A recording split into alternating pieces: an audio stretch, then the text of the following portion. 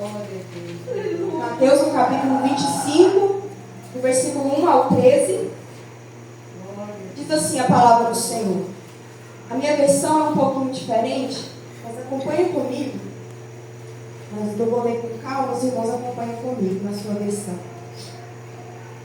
Diz assim a palavra do Senhor. Então o reino dos céus será como as 10 virgens que pegaram as suas lamparinas e saíram para encontrar-se com o noivo. 5 delas eram insensatas e 5 prudentes. As 5 insensatas não levaram óleo suficiente para as lamparinas, mas as outras 5 tiveram o bom senso de levar óleo de reserva. Como o noivo demorou a chegar, todas ficaram sonolentas e adormeceram. À meia-noite foram acordadas pelo grito: vejam, o noivo está chegando, saiam para recebê-lo. Todas as virgens se levantaram e prepararam as suas lamparinas. Então as 5 insensatas pediram às outras: por favor, dê-nos um pouco do óleo, para as nossas lamparinas estão se apagando. As outras, porém, responderam: não temos o suficiente para todas, vão e compre óleo para vocês. Ou, nas outras versões, azeite. Quando estavam fora comprando, o noivo chegou, e as 5 que estavam preparadas entraram com ele no banquete de casamento, e a porta foi trancada.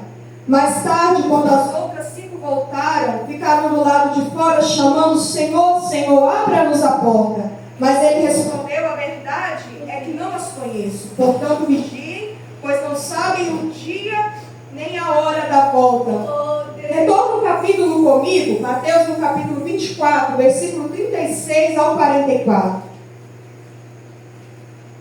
Capítulo 24, a partir do versículo 36. Aleluia. Mateus 24, 36, diz assim: contudo, ninguém sabe, nem o dia, nem a hora em que essas coisas acontecerão.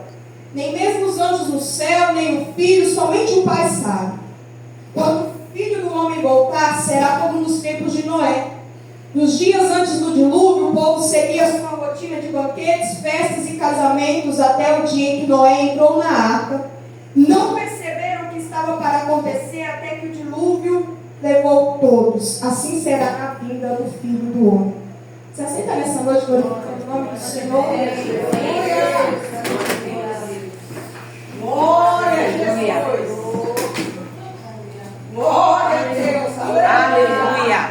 Os 2 textos que nós vemos nessa noite, eles são pertinentes ao mesmo assunto: a volta do Senhor. Quando Jesus vai contar essa parábola, no capítulo 25, Jesus vai comparar o céu, o arrebatamento, ao reino dos céus, ao casamento naquela época. Em várias parábolas, Jesus vai usar o reino dos céus em algum contexto cultural daquela época para exemplificar o que estava acontecendo. Como que iniciou esse reino? Quando Jesus vai falar para aquelas pessoas, aqueles discípulos, a respeito do reino. Vamos voltar um pouco lá no Antigo Testamento. Quando Deus chama Abraão, Abraão recebe uma promessa da parte de Deus. Deus diz para Abraão assim: farei de você uma grande nação. A partir dali, então, se inicia esse reino aqui na terra.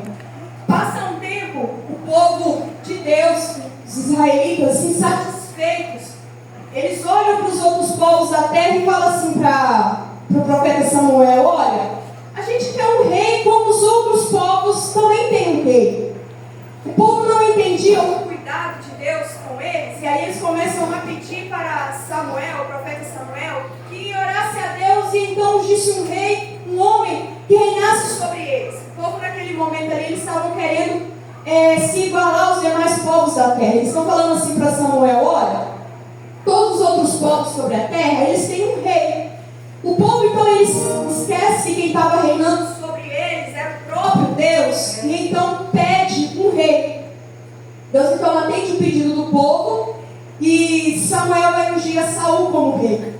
Só que ainda que o profeta tenha ungido um homem como rei sobre a nação de Israel, Deus nunca deixou de reinar sobre o povo e sobre a terra. O reino de Deus sempre subsistiu. Os reinos do mundo entraram em crise, reis foram mortos, reinados deixaram de existir, outros reis se levantaram, mas o reino de Deus permanece incorruptível.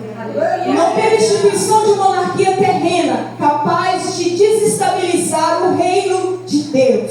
Ele é permanente. Levanta rei hoje, amanhã ele cai. Levanta autoridade hoje, amanhã ela não existe mais. Porém, o reino de Deus subsiste. Aleluia!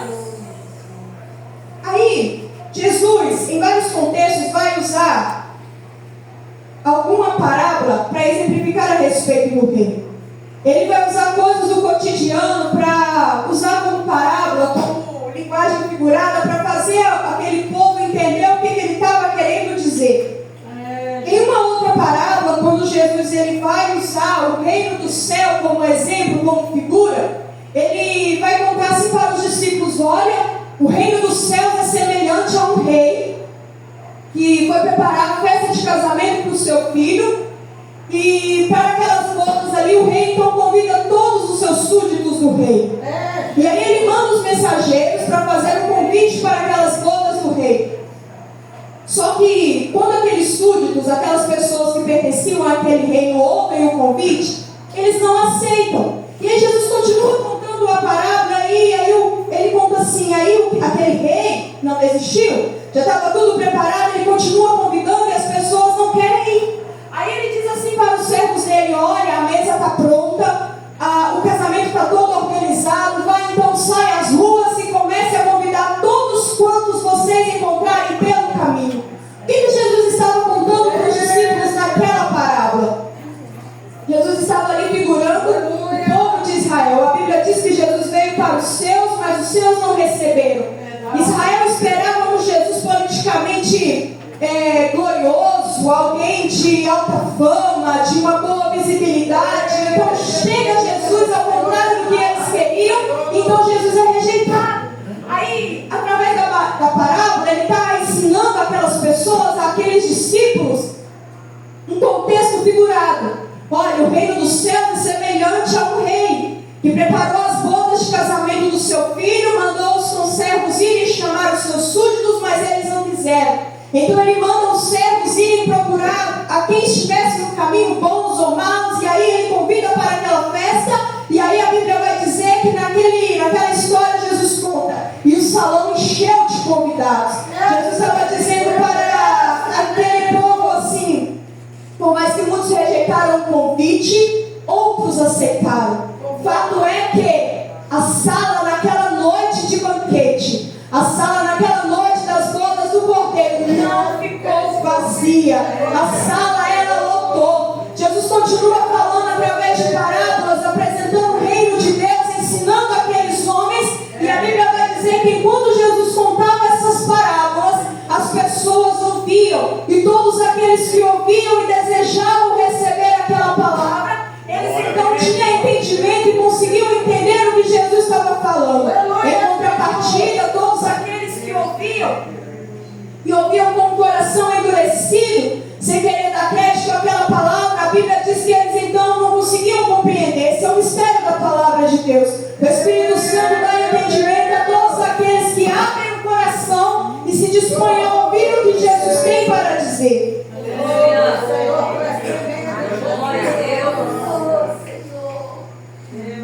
Na parábola das 10 virgens não é diferente.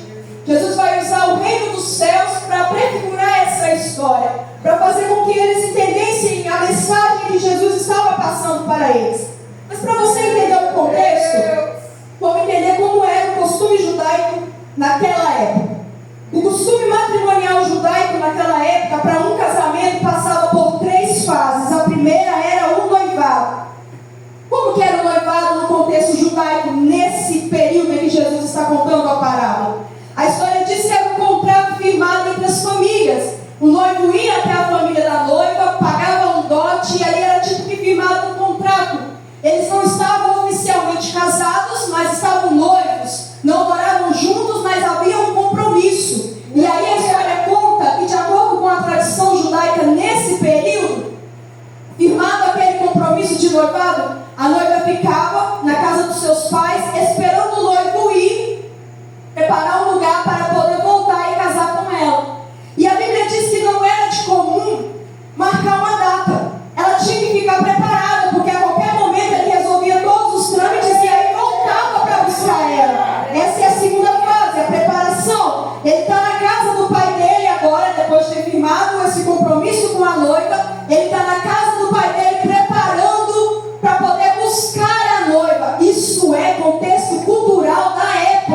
E aí eu me lembro de João capítulo 14, quando Jesus fala assim: eu vou, mas vou preparar um lugar. E aí depois eu vou voltar para buscar vocês. Para você entender melhor, a Bíblia compara Jesus ao noivo e a igreja à noiva. Então Jesus está entremeando esse ensinamento para os seus discípulos e aquelas pessoas de acordo com o próprio contexto cultural daquela época. A terceira fase desse costume matrimonial era a busca da noiva. A história conta que naquele período costumava, depois que o noivo preparou o local para buscar a noiva, o pai dele então determinava a data que ele ia voltar e buscar a sua noiva. O pai dele então, marcando essa data, ele saía de casa e ia para buscar ela. Então buscava ela para uma festa que estava toda preparada e ali oficializava o casamento. É nesse contexto que Jesus está contando a história das 10 virgens. Perceba, Jesus conta assim para eles: olha, tinham 10 virgens, 5 loucas e 5 prudentes. Todas elas saíram com lamparina na mão, só que havia uma diferença. 5 delas eram prudentes e levaram azeite consigo. As outras 5 não levaram azeite, levaram só a lamparina acesa. Para você entender melhor por que elas levaram acesas e por que algumas levaram azeite, era de costume que essa festa aconteceria no período da noite. E conciliando com esse contexto, com essa cultura judaica, todas as vezes que a Bíblia vai mencionar a respeito do arrebatamento, todas as vezes que a Bíblia vai dizer a respeito da volta de Jesus, ela sempre menciona, tomando como um ponto de partida o período da noite, principalmente a meia-noite, falando que a meia-noite se aproxima, a noite se aproxima, é justamente por conta desse contexto histórico judaico. A festa acontecia à noite. Essas 10 virgens, a qual Jesus menciona na história, elas eram damas de honra da noiva. Eram moças que ficavam preparadas com as suas lamparinas para o momento em que a noiva fosse chamada. A noiva estando pronta, indo para o casamento, elas também seguiam o cortejo com as suas lamparinas acesas. A história conta que naquela época, você chegar em uma festa sem lamparina acesa, você era tido como um intruso. Você chegar com a lamparina acesa era sinal que você era convidado, era um ingresso para você entrar, porque em tese todo mundo que foi convidado estava preparado. Uma vez preparado, estava com lamparina acesa. Lamparina apagada indicava que era intruso, que não fazia parte da festa, que era alguém aleatório que ficou sabendo no meio do caminho que aconteceria um evento e aí pegou a multidão e foi junto. Então, no contexto judaico matrimonial dessa época, está preparado para o casamento, ele está com lamparina acesa. Oh, glória a Deus. Só que 5 deixa para preparar para a última hora. E aí Jesus vai dar uma lição a respeito disso. Ele vai comparar a salvação com o preparar de estar pronto, salvo, com o preparo dessas 10 moças. E a história vai assimilar assim para você entender melhor. Essas 5 que estavam sem azeite representam parte daqueles que estarão despreparados naquele último dia. Está com a lamparina acesa, indicava que estava indo para a festa, que estava preparado. Porém, o fato delas não carregarem reserva, em algum determinado momento lhes faltaria algo, que era crucial para elas poderem seguir o cortejo e entrar naquela festa de casamento. E o interessante é que a história conta que quando elas percebem que o azeite delas acabou, elas pensam logo em pedir emprestado. E as outras não emprestam. E aí aqui Jesus vai deixar um outro ensinamento. Preparar para a salvação é individual. Não tem como naquele último momento a gente se encontrar despreparado, bater no ombro do irmão e falar assim: me presta um pouquinho da presença, me presta um pouquinho da unção, me presta um pouquinho do depósito que você tem. Isso é intransferível. Não tem como a gente partilhar, não tem como a gente dividir, não tem como a gente vender, não tem como a gente doar, não tem como a gente ajudar, não tem como a gente puxar pela mão naquele último dia. Quem está preparado tá e entra. Quem não está preparado vai ficar do lado de fora. Porque quando a história diz que elas saem para poder comprar, nem tempo para comprar elas tiveram. Sabe o que isso significa? Estar preparado é uma vida de oração. Estar preparado é uma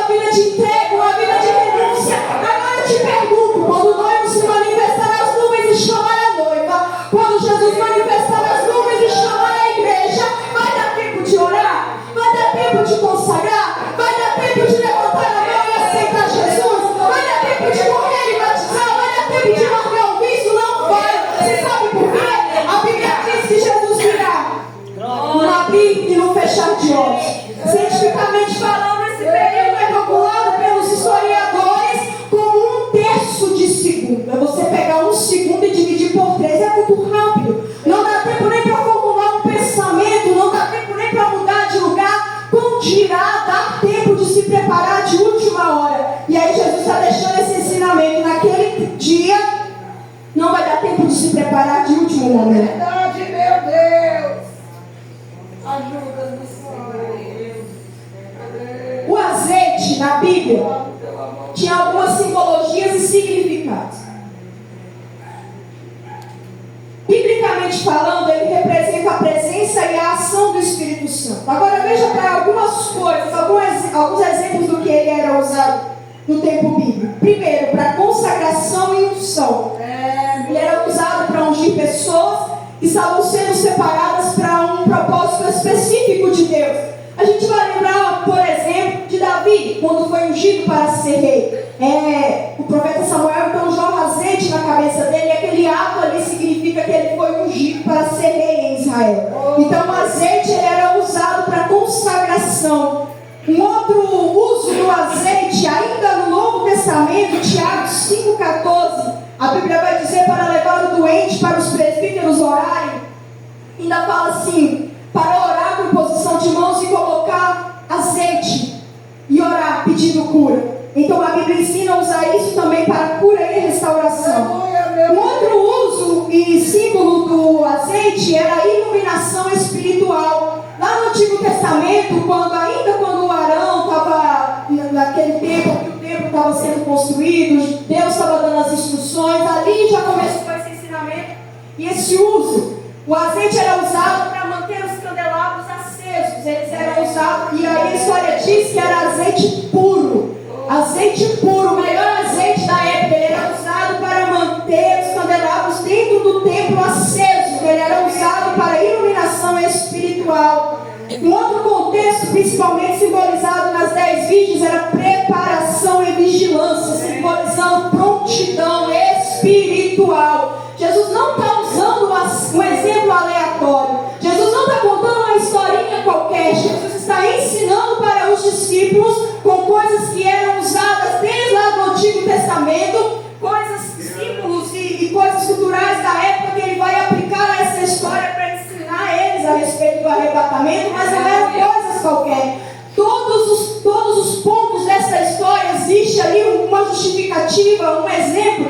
Então Jesus vai dar ali o exemplo do azeite. Não poderia faltar azeite. E azeite aqui ele simboliza a iluminação espiritual, ele simboliza a presença do Espírito Santo, ele simboliza a unção. Não tem como a gente estar preparado para o arrebatamento, para a volta de Jesus, sem ter o Espírito Santo na nossa vida. Deixa eu te dar uma notícia. Ainda estamos no tempo da graça. A Bíblia diz que a porta da graça ainda está aberta. Jesus ainda não voltou. Nessa noite ele nos traz um despertamento. O Espírito Santo de Deus ainda habita na sua vida. Não tem como chegar naquele último dia vazio de Deus. Não tem como chegar naquele último dia sem a presença do Espírito Santo de Deus. Isso é passaporte para poder entrar no céu. Não tem como conseguir a salvação. Mas a salvação é de graça, sim. Jesus morreu para que você tivesse direito à salvação sem ter que pagar o preço por isso. Porque ele pagou o preço de sangue. Mas entenda uma coisa: a salvação é de graça. O dom gratuito da salvação é pela graça. Mas não tem como entrar no céu sem pagar tempo de joelho no chão. Não tem como entrar no céu sem pagar uma renúncia diante de Deus. Não dá para entrar no céu de qualquer jeito que a gente está. Sabe por que não dá para entrar de qualquer jeito? Porque se de qualquer jeito tivesse mão, as 10 virgens seriam entrar. Só que 5 ficaram do lado de fora. Jesus está ensinando aqui que não dá para entrar vazio. Não dá para entrar despreparado. Não dá para entrar de qualquer jeito. E o interessante é quando a gente olha para o contexto e tenta entender o porquê que as outras 5 não levaram. Primeiro, acharam que do jeito que estava, dava para entrar. Estava na companhia. A lâmpada estava acesa. Não tinha reserva, mas a lâmpada estava acesa. Então quem olhasse de fora poderia dizer assim: estão todas preparadas, porque a aparência tinha. Estavam todas com a lâmpada acesa. Então possivelmente elas pensaram assim: vai dar tempo. Vai dar tempo. A gente dá um jeitinho qualquer coisa, mas vai dar tempo. Aparentemente, olhando de fora, elas estavam preparadas.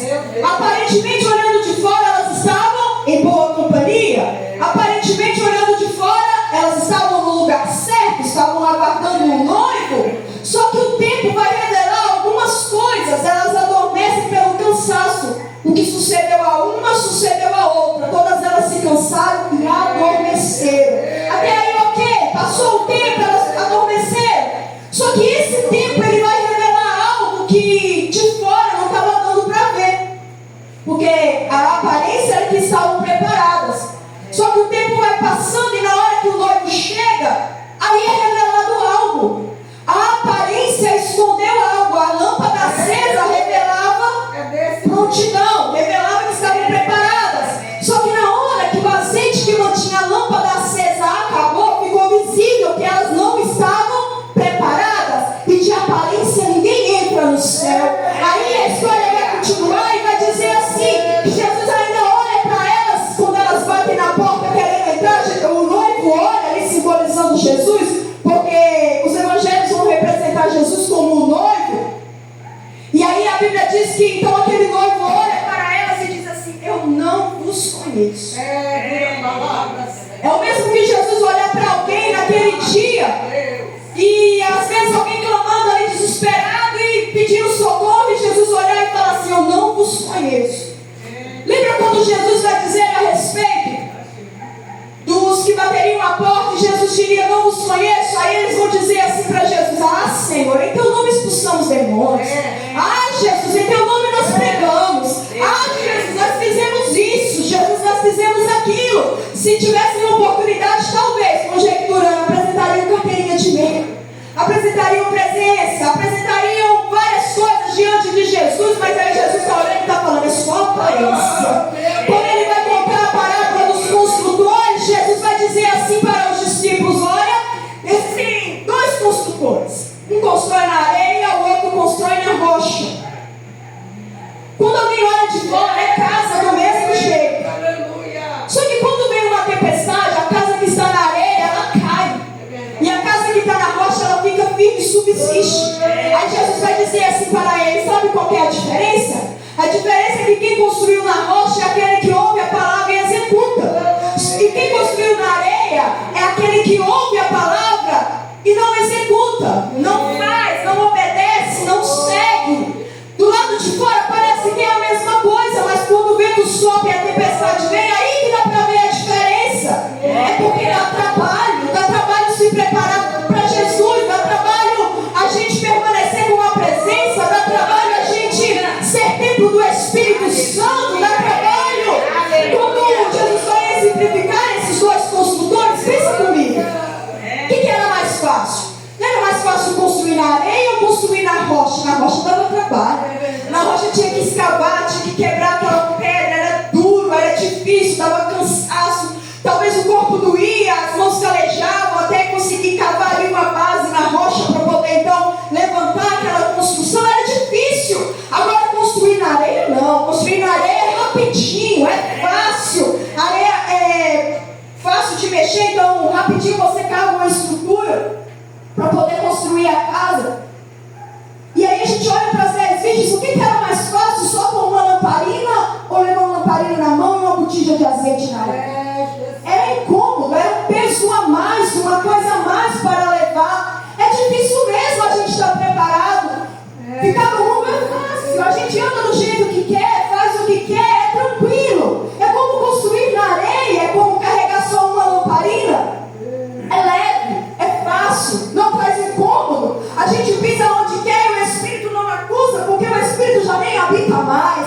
A gente faz o que dá na cabeça, a gente não precisa ler, não precisa pagar preço de joelhos dobrados orando, não precisa jejuar, não precisa consagrar, não precisa renunciar. É muito fácil construir na areia, é muito fácil levar lâmpada e não levar botija, é muito fácil. É um peso a menos, é uma dificuldade a menos, um incômodo a menos. Mas sabe o que é difícil? Difícil é ler a Bíblia e buscar entendimento para obedecer a Deus. Difícil é a gente estar fazendo algo que até queria, mas o Espírito acusa e na hora você já sente constrangido e vai pedir perdão a Deus e consertar o seu erro. Difícil é ter o Espírito Santo habitando em você e a sua consciência, e ele te acusar a sua consciência. Isso é difícil. Revela a tua carnalidade. Você se sente pouco que é o que nós realmente somos. Isso constrange, abate o nosso ego. É difícil.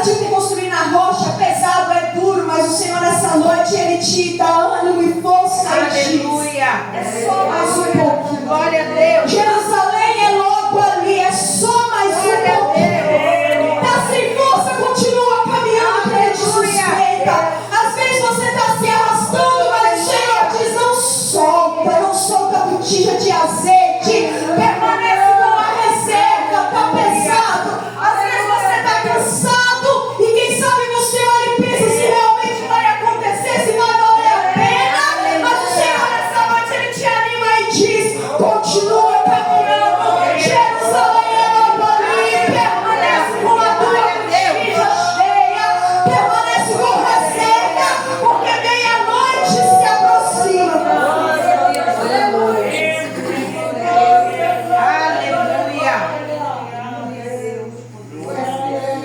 Jesus vai encerrar essa parábola para eles, dizendo que a porta foi fechada. Quando os discípulos, no capítulo 24, eles perguntam para Jesus algum sinal da volta, eles queriam mais informações, eles estavam ali perguntando para Jesus, mas queriam saber, ter mais evidência, mais informação, mais revelação. Então eles questionam a Jesus: que sinais, mais sinais vão anteceder a sua volta? Jesus então ele vai apresentando para eles profecias. Jesus cita Daniel, vai falando de profecias, coisas que aconteceriam, que os profetas haviam profetizado e que aconteceriam para evidenciar a volta de Jesus. E algo que me chamou muita atenção é no finalzinho do capítulo 24, onde a gente leu, quando Jesus, ele não vai falar de uma profecia, de um profeta que falou que vai acontecer, mas ele usou algo que aconteceu como exemplo. E aí Jesus vai falar assim: olha, o sinal que vai anteceder a minha volta é que vai ser como nos dias de Noé. E aí a gente volta lá em Gênesis, no capítulo 6, para entender o que Jesus está falando. Quando a gente volta em Gênesis, no capítulo 6, a Bíblia vai dizer que naquele período o mundo estava corrompido. Havia muita violência, muito pecado, muita prostituição, muito adultério, muito culto a deuses pagãos, templos, muita idolatria. E aí Jesus vai falando com aqueles discípulos que seriam como nos dias de Noé. Quando a gente volta em Gênesis e se depara com esse contexto do mundo totalmente afastado de Deus, a gente começa a olhar para o mundo dos dias de hoje. E aí a Bíblia vai dizer que naquele momento Deus olha então para a terra com dor e indignação pelo pecado, e Ele olha para a criação e o desejo que Ele tem ali então é de acabar com tudo. Já se esqueceram quem era Deus, já não estão servindo a Deus. Com o passar do tempo o homem foi se afastando do Senhor, e aí Deus olha e libera então uma profecia de juízo contra o homem. A Bíblia diz que Deus chama Noé e fala para ele o que aconteceria. Noé, naquele contexto, ele possivelmente estava pressionado. Para você ter noção, vamos lembrar da história. A Bíblia diz que apenas Noé e sua família foram salvos do dilúvio. O resto da população do mundo foi morta. Para você entender um pouco melhor do que a história fala, naquele período as pessoas viviam em torno de 600, 700, 800, 900 anos. De acordo com alguns historiadores, a terra aqui estaria povoada num nível muito grande, talvez na casa dos milhões ou bilhões de pessoas. A terra estava cheia de gente. Talvez como hoje, super povoada. Porque a Bíblia conta que por eles viverem muitos anos, eles tinham uma genealogia muito grande, então a terra estava muito povoada. No meio de todo aquele planeta extenso, cheio de pessoas, milhões, ou talvez tivesse chegado na casa dos bilhões de pessoas, uma família chamou a atenção de Deus, especificamente um homem chamou a atenção de Deus. E é interessante a gente olhar para a história, porque lá na epístola de Pedro, quando Jesus vai falar, Pedro vai falar a respeito de Jesus, ele ainda cita Deus como Deus paciente. que esperou Noé construir a arca. Aleluia. Existia um homem fiel a Deus e a sua família que estava segurando uma destruição de cair sobre a terra. Existia um justo que estava construindo uma arca, a qual Deus olhava e esperou pacientemente até que ele terminasse de construir para mandar o juízo sobre a terra. O resto estava todo mundo corrompido. E quando a gente olha para o contexto nos nossos dias de hoje, Jesus fala que antes dele voltar seria como nos dias de Noé. Quando a gente olha para a sociedade hoje, em um âmbito geral, a sociedade hoje está depravada. O que é errado não é errado mais. A questão cultural ela se bagunçou no meio do pecado e o pecado começou a virar cultura. Muitas coisas hoje acontecem que antigamente poderia ser até crime, hoje já não é mais. As coisas são expostas como coisas naturais. E aí a gente é alertado por essa palavra, porque a Bíblia diz que seria como era nos dias de Noé. Olhando para Noé naquele contexto, a gente se identifica com ele, porque ele no meio daquele povo todo ali, servindo a outros deuses, de costas para Deus, sob uma pressão de servir a Deus e às vezes ali sendo sobre chacota, piada, perseguição. A gente olha para Noé. Noé sabia da identidade dele em Deus. E é isso que nós precisamos ter firmado em Deus para a gente não ser levado com a correnteza que o mundo está fazendo com outras pessoas. A Bíblia diz que o mundo jaz no maligno, então não há nada de bom lá fora. Só que todos os dias o inimigo tenta arrastar aqueles que estão servindo a Cristo para o mundo lá fora. E aí em Romanos, Paulo vai escrever na sua carta, ele vai dizer assim para os romanos: olha, não se conforme com esse mundo. Não se conforme com esse mundo, mas sede transformados pela renovação das suas mentes. O que Paulo está escrevendo para os romanos? Olha, não é para vocês se acomodarem, se conformarem, se parecerem com eles, mas vocês devem buscar uma transformação nas suas mentes. Vocês pertencem a Deus, a sua mente pertence a Deus. Vocês não podem se conformar, não podem ser iguais a Ele. E é assim que Noé se portava. Ele tinha identidade de servo de Deus e servia a Deus verdadeiramente. Aí a história diz que Noé ele creu e ele começa a construir a arca.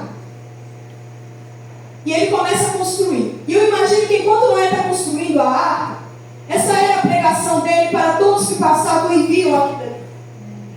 Porque nunca tinha acontecido um dilúvio. Talvez nunca tinha acontecido uma enchente. A Bíblia em Gênesis, ela conta que subia um vapor de água que aguava as plantações. Mas ela não tinha mencionado ainda sobre chuva. Talvez possivelmente tivesse chovido, mas na magnitude que Noé estava falando, nunca havia chovido tanto daquele jeito. Então o povo começa a achar que é loucura e não acredita nele. Quem sabe também nos dias de hoje a gente prega sobre o arrebatamento, a gente prega sobre a volta de Jesus. Só que existem tantos anos que Jesus falou que isso ia acontecer. Desde que a Bíblia foi escrita, que os profetas falam sobre a vida de Jesus, não houve arrebatamento. E talvez quem está de fora olha a gente falando sobre a volta de Jesus e olha para a gente como o povo olhou para Noé, achando que não vai acontecer, porque nunca aconteceu do jeito que estamos falando que vai acontecer. Levemente eu venho.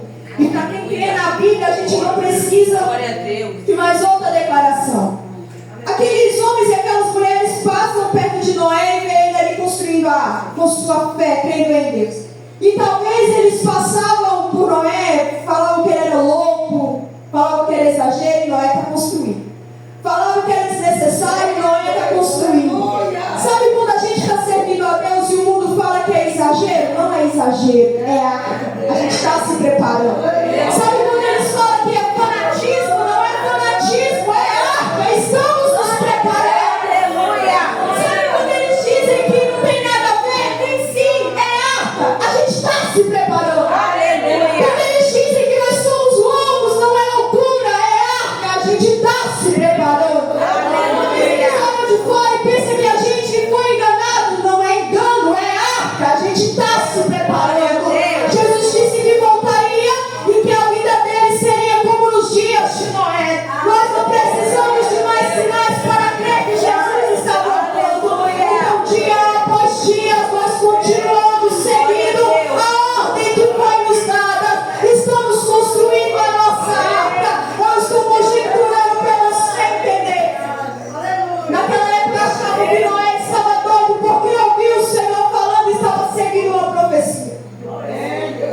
aqui cultuando não é desperdício. Estamos construindo a nossa arca. Dobrar os joelhos e orar a Deus não é perda de tempo. Estamos construindo a nossa arca.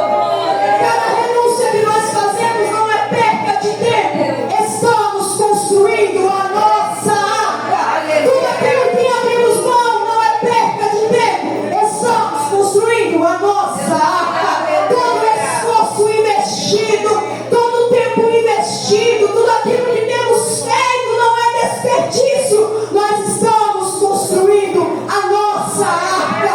Às vezes os braços se cansam. Glória a Deus. Eu imaginei Noé construindo essa arca. Ele já tinha aproximadamente ali 500 anos, mais ou menos, talvez um pouco mais, um pouco menos. 500 anos de idade, mais ou menos. E a Bíblia conta que quando ele tinha 600, Deus mandou o dilúvio. Então ele já estava assim, mais de idade, às vezes pouca força. Eu imaginei ele construindo a arca. Naquela época não existia maquinário, não existia tudo isso que auxilia hoje. Os carpinteiros, era tudo na força braçal. Não tinha todas as ferramentas que a gente conhece hoje. E eu imaginei ele às vezes cansado, com dores no corpo, machucado, as mãos calejadas. E às vezes alguém falando, deixa isso pra quê? Até hoje não veio. E quem sabe ele responde, vou continuar. Estou construindo a minha arca e eu preciso estar preparado para quando o dilúvio vier. E ali ele persiste construir. E chegou o dia que a graça terminou. Deus fechou a porta. Assim como na parábola das 10 virgens, a porta foi fechada. Não foi fechada por alguém de fora, porque caso alguém se arrependesse depois do tempo, poderia abrir. Não foi fechada por Noé, porque talvez Noé ele sentisse dó e quisesse abrir a porta. A Bíblia diz que o anjo fechou a porta. E se o anjo fechou a porta, não tem homem na terra para fazer abrir. Se o anjo fechou a porta, está determinado que o tempo da graça acabou naquele momento. E assim como foi na arca, que a Bíblia diz que a porta foi fechada, na parábola das 10 virgens também a porta foi fechada e elas não conseguiram abrir. Quem estava do lado de fora não conseguiu entrar mais. Então Deus fecha a porta. É importante deixar claro que Deus não tem prazer na morte do ímpio. Está escrito na Bíblia, Ezequiel capítulo 18. Deus não tem prazer na morte do ímpio. Só que se Deus for um Deus que não pune o mal, Ele é um Deus que não gosta do bem.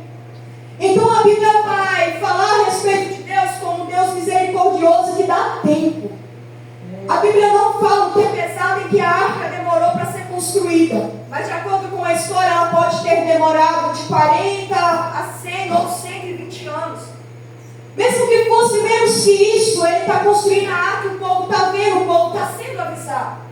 Assim como nos dias de hoje, os sinais se cumprindo, a igreja pregando, o povo está sendo avisado. Sabe o que é isso? É misericórdia e graça de Deus. Ele estendendo a sua paciência mais um tempo e dando mais um prazo para que o homem se arrependa e entregue a vida a Jesus.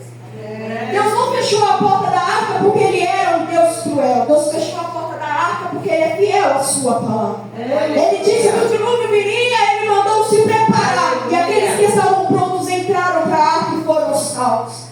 Deus fechou a porta naquele dia, na parábola das 10 virgens, não porque ele é um noivo cruel, um rei cruel, mas porque ele já havia deixado ensinado a respeito de estar preparado. E aquelas moças, elas tiveram a oportunidade de se preparar antes. Só que chegou um dia em que a graça terminou, que a porta foi fechada. Não vai falar a respeito da taça da ira de Deus. E ele vai falar que a taça ela vai enchendo, vai enchendo, vai enchendo. Chega uma hora que uma última gota pinga e a taça entorna. Mas enquanto ela não entorna, o Senhor tem sido misericordioso, dado tempo e dado prazo. Quer um exemplo melhor?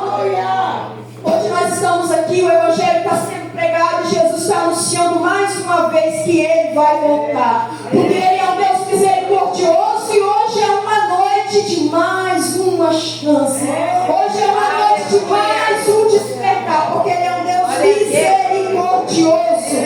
A porta então é trancada, não dá tempo para pregar mais o último sermão, não dá tempo para fazer apelo de novo. E naquele dia a porta foi fechada. Eu quero deixar uma frase, guarda no seu coração.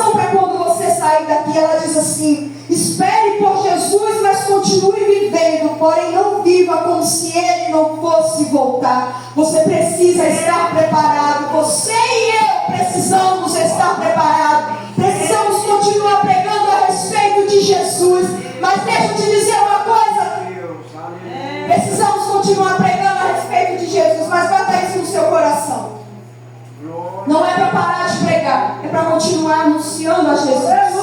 Não é para desanimar. É para continuar tendo testemunho. Porque às vezes o mundo ele não vai parar para te ouvir falar. Mas a tua vida é uma Bíblia aberta que o mundo vai ler.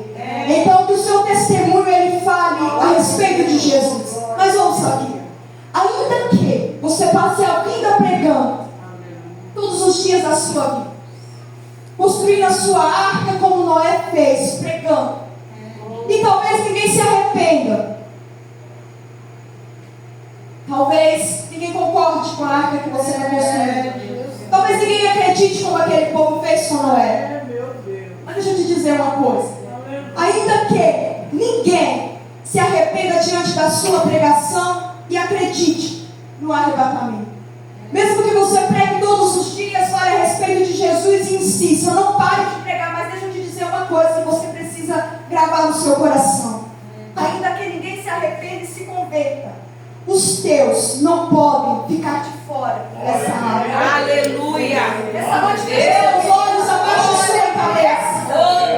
Ainda que você não ganhe uma multidão como muitos ganharam, ainda que você não pregue em grandes estádios, não vai a grandes multidões, ainda que você continue pregando e ninguém aceite, mas de uma coisa você não pode abrir mão de jeito nenhum: os teus precisam entrar nessa área. Ainda que ninguém acredite, os teus precisam acreditar. Ainda que ninguém entre, os teus precisam entrar. Ainda que ninguém dê crédito, os teus precisam dar crédito. E a Bíblia diz que quem convence é o Espírito Santo de Deus. O Senhor já nos alertou para estarmos preparados. Mas para finalizar aqui, eu te convido a orar comigo nessa noite. Enquanto nós oramos,